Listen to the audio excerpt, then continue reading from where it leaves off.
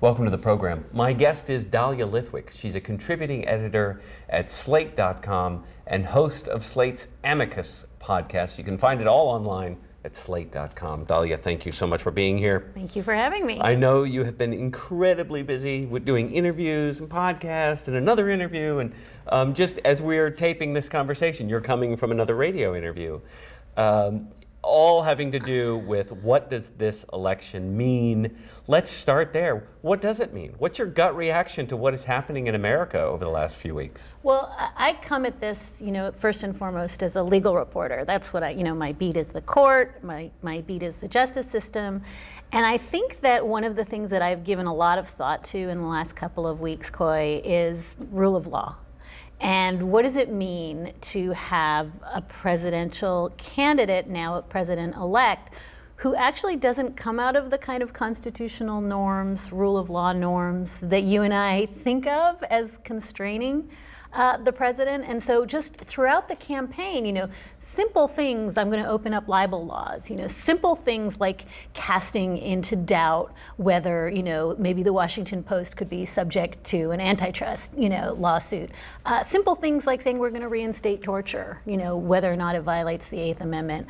Those tiny little fragments of thoughts all go to this larger notion of what constrains the president if he doesn't think the Constitution constrains him. And we've seen, even in the intervening weeks when he's been president-elect, kind of flag burning, even though it's constitutionally protected. I'm going to strip you of your citizenship, except you can't do that constitutionally. So these sort of sandwiches of constitutional violation, and this question going forward, what constrains an executive that doesn't feel constrained by the Constitution? So that's, I think, at core. Or some might argue reality. Well, or reality. Or the reality of the Constitution. I just think, we need to think about how this is not just a difference in degree from Ted Cruz or Jeb Bush or John Kasich. It's an important point, exactly. This is a real shift in kind. And I think that, when I ponder what does it mean to have no check necessarily in the Congress and possibly no check at the Supreme Court, you really think about the fact that we have this edifice called the rule of law in this country that's predicated on an idea, not an army. And that's frightening. An idea that hopefully we all accept, but when the leader doesn't buy into that, and doesn't accept that, and makes it very clear. It's not insidious. He wears it on his sleeve. He makes it very clear. Well, I don't necessarily accept that. He was for 5 years the head of the birther movement. It's a complete rejection of things like truth, reality. It's a complete rejection of that. And I'm one of those people who thinks, I don't care if he believes it. I really don't. I don't care if he's using it as a tool to whip people up into a frenzy to gain power, or if he truly does believe that. I look more at what is the effect, and that's what you're talking about. What is the effect on a people when the leader doesn't buy into the assumptions that hold us together as a people? I think it's almost more pernicious than that, Coy, if it's possible. I think that it's also this kind of decoupling of language from meaning, from reality, and this weird tendency to say, I believe this, I don't. Climate change is made up, but it's not. Torture is permissible. Oh wait, I just talked to someone else. Maybe it isn't. And I think it's not just, it would be different if it was this alternate reality and we could all enter into it and live there with him. At least we'd know the rules. I think it's this weird toggling between realities where one thing is said and then it's taken away, whipping up your fans into this frenzy of, Islamophobia and phobia of gay rights and phobia of women, and then saying, women love me, or I'm not really building the wall. And so I think part of what's very difficult is that it's this shape-shifting reality or shape-shifting unreality that kind of is just not only serves the function of making you doubt, what is true, but bits of it seem true at some points. I've started to call him the Instagram president. You know, I mean, it's there for a moment. You get your head around it. You say, oh, okay, now he's meeting with Al Gore. Maybe he's not a denialist. And then the next thing you know, there's a climate denier, you know, who's in charge of the EPA. And I think it's that having no footing between these various alternate realities. That's very disorienting. And the researchers and the authors and the journalists that I've interviewed who've worked with him and who know him personally have told me that that's not a dynamic that's a result of him running for president. That's who he is. That's who he's always been. He's always been, in a sense, this kind of disruptor that's very difficult to work with because you never know what's really going on. It could change minute to minute, let alone day to day. And I've heard from pretty credible sources the same thing, that the last thing he's heard is the thing he says. And believes, which is even more frightening. Right. Right. So it's not stable. It could change tomorrow. And that's fine when you're, you know, running a business. It's even fine when you're running for president. You don't have to be stable. But when you tweet something, and this is a fight I've had with several other journalists on the left this week, Coy, when you tweet something, it has the force of the president-elect's voice to say, oh, these are distractions, or this is some alternate reality, or this is, you know, some subscript that we can ignore. Those are his words, and they have meaning. And they have meaning that attaches to genuine threats. In the case of a union leader, you know, around the carrier deal, it's genuine threats around, you know, journalists that he tweets at. I think he doesn't realize that even though in his head he can disaggregate the Twitter feed from what he says in a press conference, if he gave press conferences, we can't disaggregate them. They're the same. Yeah, and I agree with you. I should say, put it this way. I don't agree with many reporters who are saying, oh, let's not pay attention to the tweets. That's just a distraction. I totally agree with you. No, it's as important as anything a president would get up and say at a press conference. I think that's right. I think if anything, and I hesitate to, you know, offer a sort of unified theory of Trump, but I do think the tweets are the id, you know, and some of these statements that are carefully crafted by his handlers are the superego. But they're all the president now, and you can't divorce them. And I do think, you know, that there is this tendency to say, you know, well, there's a code in operation here, right? Coy Lewandowski said at this Harvard forum, you know, we all know what's real and what isn't. And if you don't know, you know, you're the chump. And I just don't think there gets to be a secret coded language where it's understood that some people get what he's really saying and some people are just being suckered in by his words. That doesn't work. And I really think it's quite terrifying to hear that there's some rule book somewhere that is going to tell me which of his tweets to ignore and which have the force of authority. So Dahlia, what do you say to the Trump supporter who's watching right now, who's thinking, you're just being a nervous ninny? What was that quote that somebody observed? You know, the Trump supporters took him seriously as a candidate, but never literally, while the left never took him seriously as a candidate and took him literally. And so now they're all focused on, well, you said this and you're not doing that. You said you'd build a wall and now you're not going to build a wall. And it seems to be like this mechanical rabbit that they're chasing around a track when the Trump supporters don't really care about that. They're like, we're just glad he's there and he's not her. He's not the Democrats. Yeah, I mean, and I think that's certainly a legitimate complaint, you know, that we followed every word, you know, when he said misogynistic, hateful, you know, racist things, we thought, that's a worry. Those are misogynistic, hateful things to say. Yes. And you know, that we were irrational. And I think, by the way, this is a conversation that sweeps in Steve Bannon, it sweeps in Jeff Sessions, right? Because we're being told that none of their words matter either, and none of their words actions matter either. And my reaction is, you know, this whole project we have going here called Democracy in America is built on words and language and truth. And if there is a decoder ring that I can get that will tell me what Coy Lewandowski seems to know, which is what's true and what's fake in terms of what comes out of Trump's mouth, I want the ring. I mean, I would happily side myself with the people who say don't take it all literally if I knew what I was meant to take literally. I don't. What do you make of the reaction on the part of a majority of Americans who did not support Donald Trump on election day by what Hillary Clinton won, but about 2.5 million votes. 2.7 now. 2.7 and million. counting. That the reaction seems to be running a gamut from, oh my gosh, quoting Hannah Arendt and the origins of totalitarianism and Hitler and fascism, to sort of, that's just part of the show. This is just a normal old-fashioned kleptocracy. This is just putting in the heads of corporate America and the wealthy elite, and they're going to do exactly what you would expect them to do.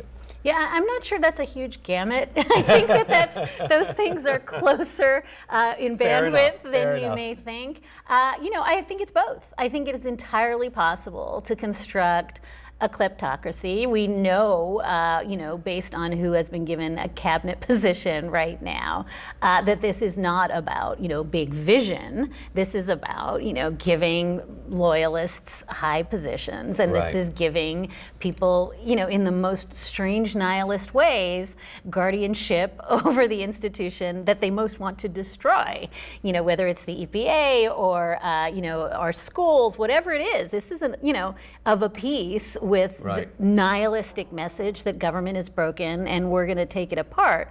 So, can you do that and also enrich yourself as a brand? Why, yes, I think he can do both.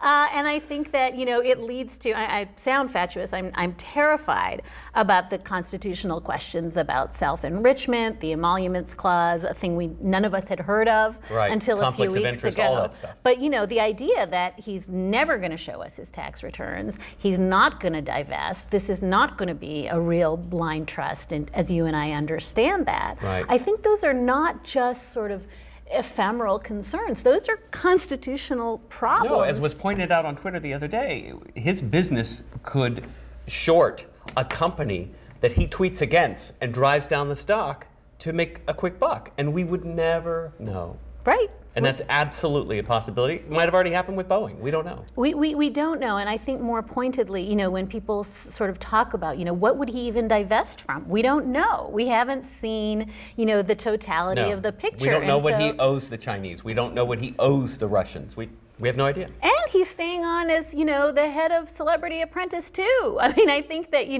the layers of, the blending together of his brand with this presidency, the idea that Ivanka and Jared Kushner can be senior advisors, either on or off the books, but also running his business, is unthinkable until now. And it all, I think, part of what's hard is that there's so much of it, that you can forget about Boeing, by the next day, There's because so much the next every thing day. happens. Yeah. And it's sort of this outrage fatigue. We're 4 weeks in and it's outrage fatigue. Yeah. But that doesn't make the conflicts go away. It doesn't make the ethics violations go away. Well, to me, that's the Decoder Ring we need, is not what is truth, because I'm not convinced he has that much of, that kind of grounding and footing.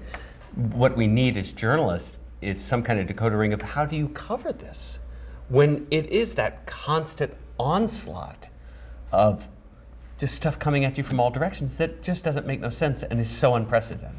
I think that we can stipulate probably that journalism really failed us writ large, with exceptions, right? David Fahrenthold at the Post, there were people who were heroes. But I think that journalism as journalism has failed us in this campaign and even, I think, in this post season, because we're so reactive. We are sort of squirrels chasing around trying to find the next thing. Yeah. And we're way too wedded to clickbait. And I think journalism as journalism, and this is where I worry, I think the existence of two bubbles, that we have no encounter with ideas that are not the ideas of our side, is such a profound problem. And I did a radio show last week with Jim Fallows from The Atlantic and Paul Waldman from The Washington Post. And I realized at the end that the three of us were wringing our hands about the death of a form of journalism that on Alex Jones's show, they're, happy that that form of journalism is over. And so the idea that we're going to fix journalism because, a handful of frustrated New York Times reporters have figured out that it's broken. I mean, it is broken in monumental ways that transcend just, fake news and transcend, do we chase the Twitter feed? we're not talking to each other in this country anymore. There are two realities, and that is a much bigger problem than any one journalist can fix. We'll take a quick break. We're talking with Dahlia Lithwick of Slate magazine. Stay with me. We'll be right back.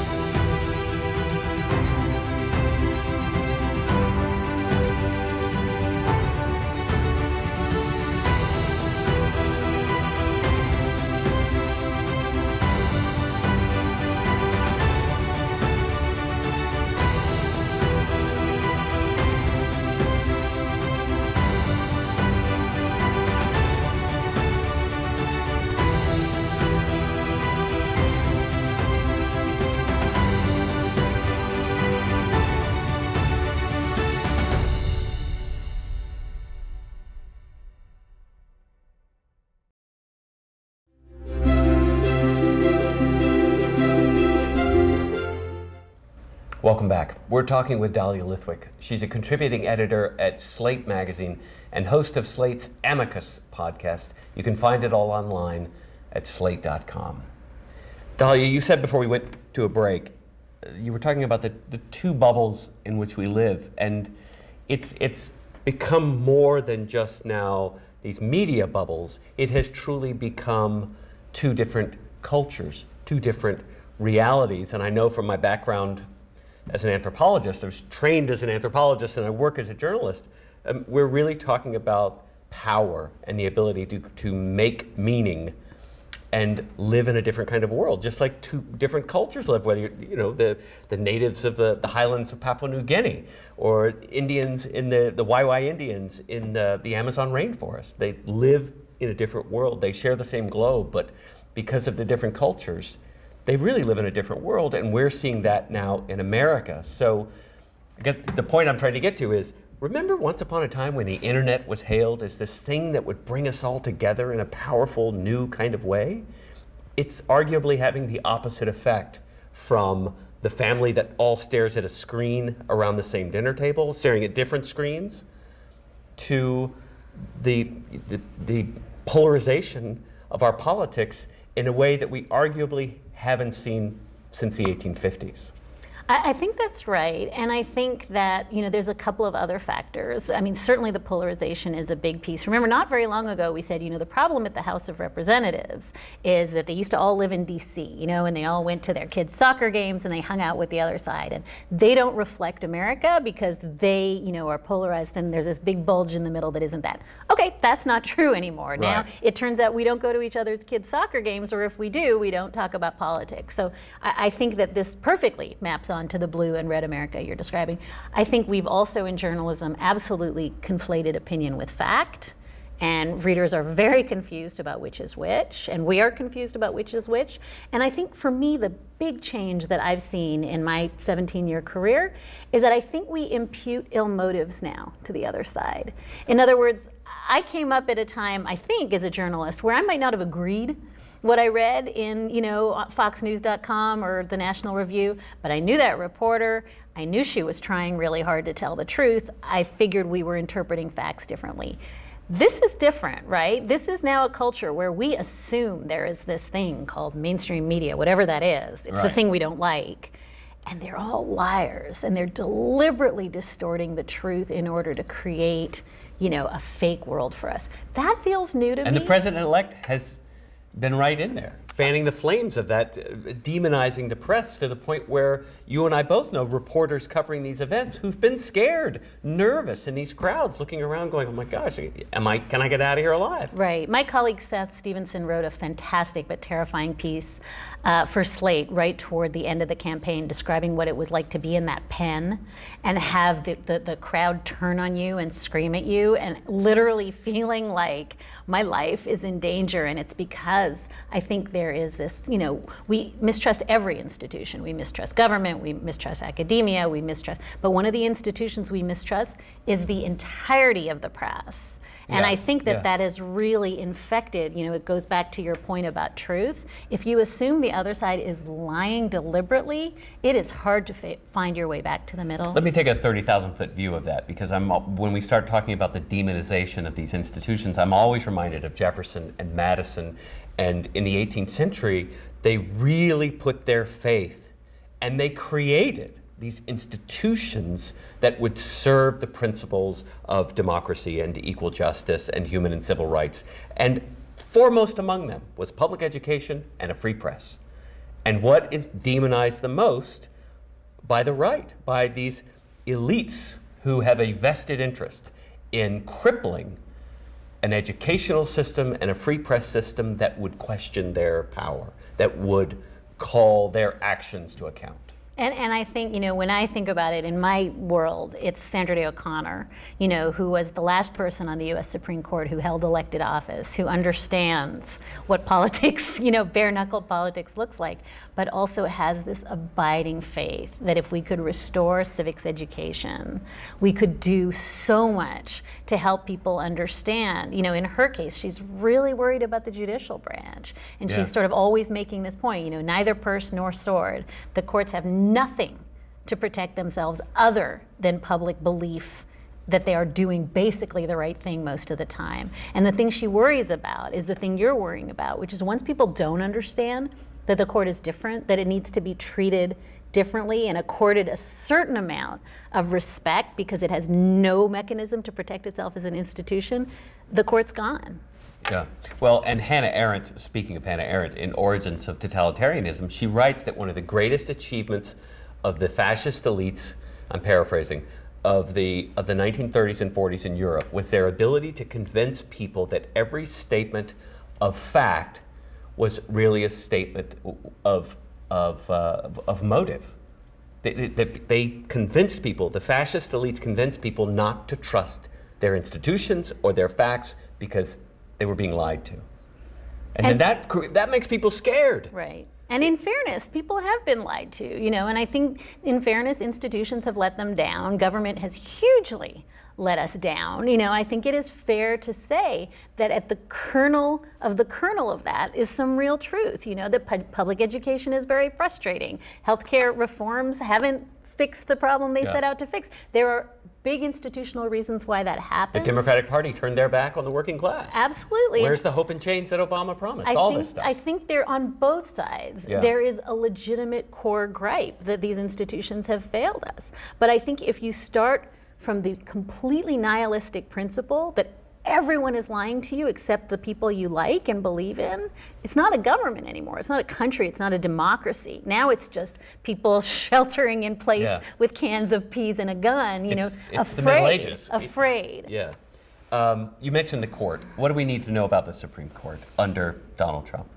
Well, I think, we're waiting to hear who he's going to pick. I think that, there are an awful lot of Americans who say, wait, Merrick Garland isn't getting a hearing? I thought that would happen after the election. That's over. So we have a 4-4 court right now. We have a 78-year-old, an 80-year-old, and an 83-year-old of the remaining justices. So it's not just one pick. He may have 2 or 3. I should just add parenthetically that all the justices are passing a cold around this week. And so, there was massive heart failure last week because Ruth Bader Ginsburg was coughing. People were like, oh my God, it's all over, And this week, Sonia Sotomayor had a cold. The chief seems to have a cold. So it's just a cold. But we've got an aging Supreme Court and the possibility of 2, 3, 4 picks in the next 4 years. It's not going to make a huge difference replacing Scalia with another conservative. And so this first pick doesn't really change the state of play, except insofar as many of the people that Donald Trump has this list of 21 justices he's choosing from, and many of them are in their 40s, so they're going to be on the court for a long he's picking up. Yeah, we're talking about a multi-generational impact in this country. Absolutely, and a court that's really aging. But I think, the important thing to understand is that when Justice Anthony Kennedy, who's 80 years old, when it's his seat that's up for grabs, it's going to be a bloodbath on both sides. And I think the only other thing we need to know about the court is that insofar as there's a place of no return where it comes to norms, not laws, but norms, the norm always was The president picks someone, you have a hearing and a vote. That didn't happen for Merrick Garland. And in fact, toward the end of the campaign, we had senators like John McCain and Ted Cruz saying, I'm blocking everyone Hillary puts up. I will never, ever let anyone on the court. Those norms are shattered once and for all. This isn't Bork. This is something else entirely. Well, Bork got a hearing. Bork got a hearing, and I think that Garland got a nothing. And so we're going to see going forward this kind of race to the bottom in terms of what norm can we violate now? How can we make sure that there are only 6 people on the court and then 5, and then, I joke Elena Kagan under her desk flipping a coin at the end of it. That's where we're headed unless we can, again, reel back some of this idea that the court is purely a political football. It doesn't matter. The only thing that matters is winning. And if we can't figure out a way to fix that, and I don't know how we fix it, regardless of who's in power, we're not going to have a court. Certainly not an independent court, the way the framers thought of it. Let me ask you this, just to wrap up here. We've only got about a minute left, but what do you say to the person who's watching, who's truly, it's not, scared isn't the right word, truly so deeply concerned about this country, and not just about the country, but about these principles that we believe in that are, let's all admit, truly threatened, historically, in an unprecedented kind of way. The person who's watching, who's every night they go on and look at the website for Vancouver or Costa Rica, and where can I go? I can't afford to get there. What do I do? What do you say to those people? And they're not Trump supporters because they're delighted. They're absolutely thrilled that the swamp is being drained. All I see is new alligators replacing the old alligators, but, we're talking about the people who didn't vote for Donald Trump, the majority of Americans who are so deeply concerned.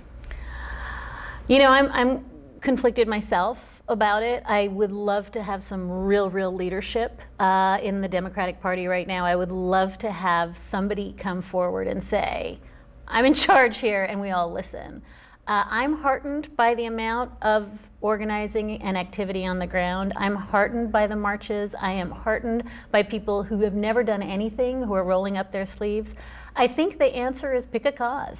Pick something, whether it's the environment and climate change, or women's rights, or reproductive rights, or education, which is really going to get throttled. It almost doesn't matter because they're all under threat now. Pick the thing you can do, pick the person who's doing it, and roll up your sleeves and start making phone calls, write letters. I think the idea here is to disempower people, and it is your choice to be disempowered. I think we have to just say, it's that kind of cliche, like we have to be the leaders here. Each of us has to be a leader, and that's terrifying. I would really like to have a boss right now, right. But we're all the boss. I think that's the answer. It's scary, but I think that's the answer. Thank you for everything you do, Dahlia. My pleasure. Thank you. Dahlia Lithwick is a contributing editor at Slate magazine. Make sure you read her work there at slate.com, and you can also find her Amicus podcast on the site as well. I'm Coy Barefoot. The complete archive of this program is online at mediaandcitizenship.org.